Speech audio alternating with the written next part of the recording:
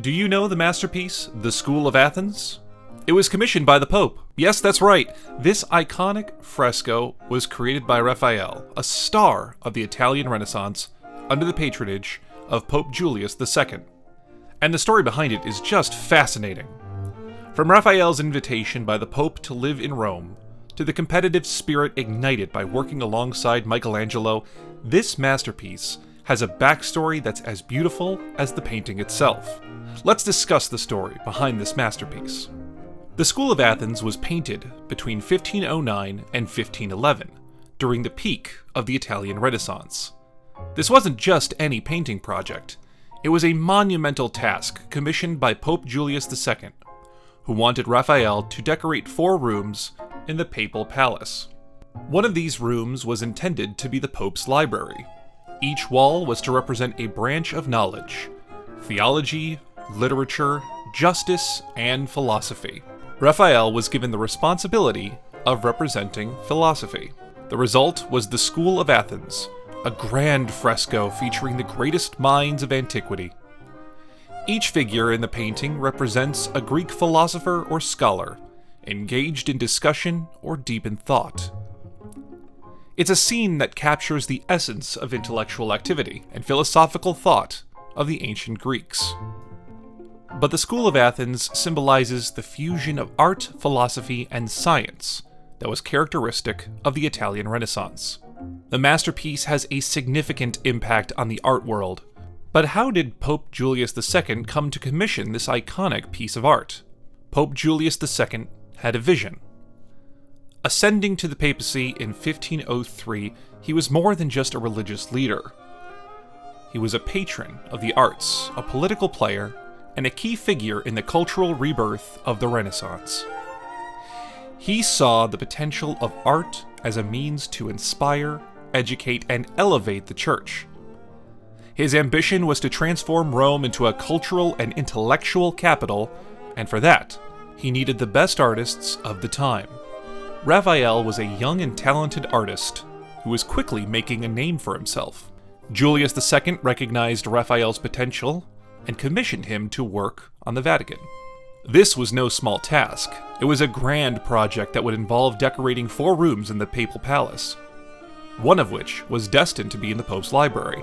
The School of Athens was part of this grand project. It was a fresco that would represent philosophy, one of the 4 branches of knowledge that were to be depicted in the library. This was a bold choice, and Raphael was just the artist to bring this vision to life. The relationship between Raphael and Pope Julius II was not just that of an artist and his patron.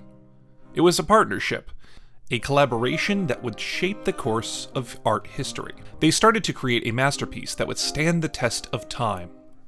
A painting that would not only decorate the walls of the Vatican, but also inspire and mesmerize generations to come. But do you know, creation of the School of Athens was no easy task. Raphael had to transform a grand vision into a tangible work of art, and this required careful planning, skill, and innovation. The painting began with a detailed sketch known as a cartoon. Raphael first had to decide on the composition of the painting, the placement of the figures, and the overall design. This was a complex task given the number of figures in the painting and the need to create a sense of harmony and balance. Once the sketch was complete, the next step was to transfer the design onto the wall. This was done using a technique known as pouncing. Raphael would make small holes along the lines of the sketch, and then dust charcoal through those holes to leave a faint outline on the wall.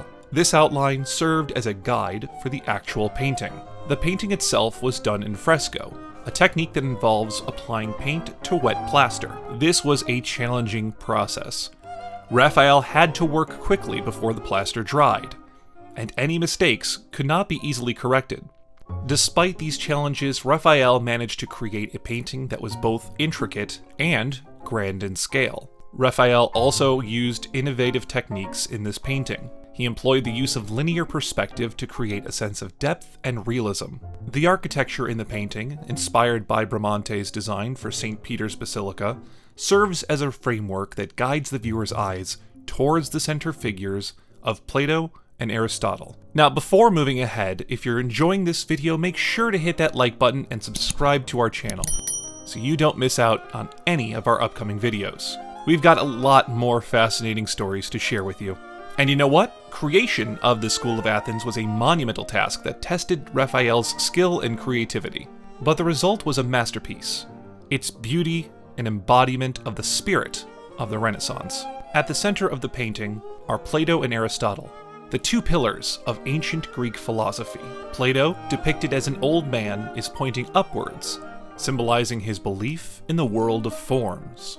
Aristotle, on the other hand, has his hand extended forward, indicating his focus on the empirical world. Surrounding these central figures are a host of other philosophers and scholars. There's Pythagoras, scribbling in a book, representing the mathematical harmony of the universe.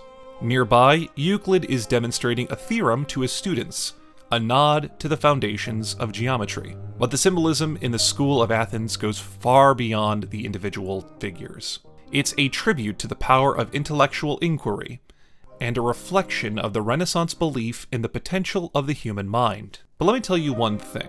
The School of Athens wasn't the only masterpiece that Raphael created under the patronage of Pope Julius II. Raphael's work for the Pope included a series of frescoes that adorned the walls of the Stanza della Segnatura, the room that was to become the Pope's library. He also created 3 other frescoes for this room. These were the Disputa, representing theology, the Parnassus, representing literature, and the Cardinal Virtues, representing justice. Each of these frescoes was a masterpiece in its own right, showcasing Raphael's skill and creativity. The Disputa, for example, portrays a heavenly scene with Christ, the Virgin Mary, and the saints, as well as a group of theologians engaged in discussion. The Parnassus shows the god Apollo surrounded by the muses and famous poets from antiquity and Raphael's own time. The Cardinal Virtues represents the virtues of prudence, fortitude, and temperance, along with the personifications of charity, hope, and faith.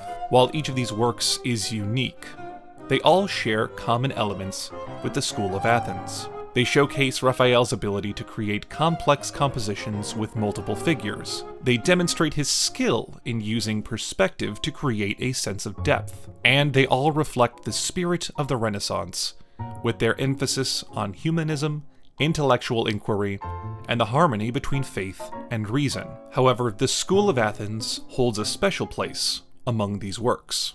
The School of Athens made quite a splash when it was showed.